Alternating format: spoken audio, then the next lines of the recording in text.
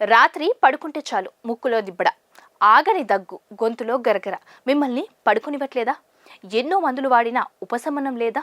అయితే మీ ఇంట్లోనే దాగి ఉన్న ఒక అద్భుతమైన ఔషధం గురించి తెలిస్తే మీరు ఆశ్చర్యపోతారు. జలుబు చేసినప్పుడు మన పెద్దవాళ్ళు చెప్పే మాట పాలు తాగొద్దు, కఫం ఎక్కువ అవుతుంది అని. కానీ ఆ పాలనే ఔషధంగా మార్చే సీక్రెట్ ఫార్ములా ఇది. రాత్రి పడుకునే ముందు ఒక గ్లాస్ వేడివేడి పాలు తీసుకోండి. అందులో చిటికెడు మిరియాల పొడి, చిటికెడు పసుపు కలపండి. ఎందుకు?